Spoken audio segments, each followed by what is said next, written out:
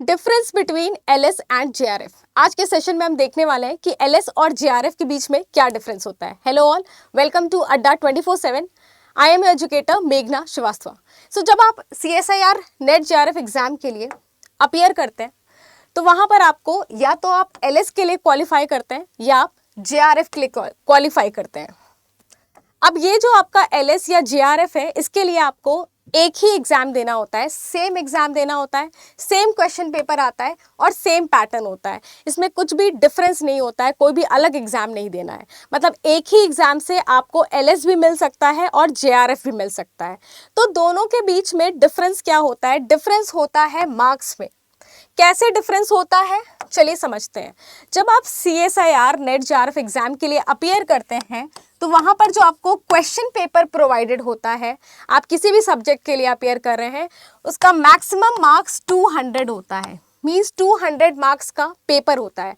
अब ये जो 200 मार्क्स का पेपर है, इसमें जेआरएफ की अलग कट ऑफ रिलीज होती है और लेक्चररशिप यानी एलएस की अलग कट ऑफ रिलीज होती है।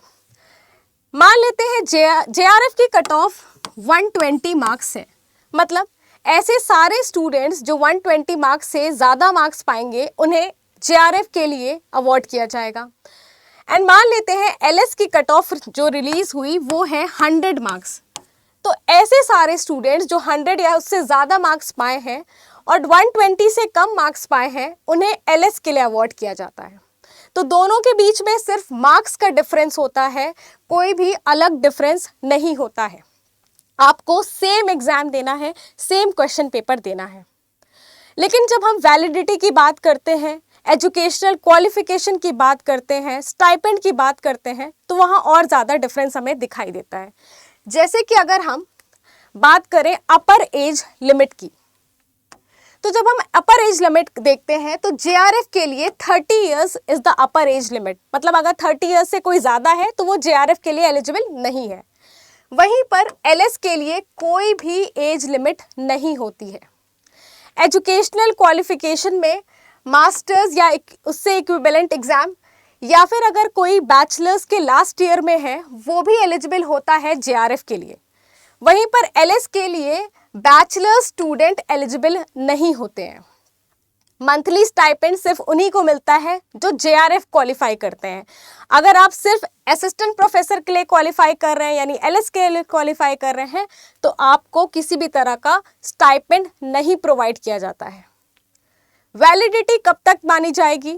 तो जेआरएफ की वैलिडिटी है 2 इयर्स एंड एलएस की वैलिडिटी लाइफ टाइम होती है। आपका एलएस का सर्टिफिकेट लाइफ टाइम के लिए वैलिड होता है। सो ये सारी बातें मैंने आपको बताई। क्या डिफरेंस है बिटवीन एलएस एंड जेआरएफ। तो इसी तरीके की और बहुत सारी बातें हम करने वाले हैं इस चैनल में, जो कि हमारा चैनल है सीएसआईआर नेट अड्डा 24/7।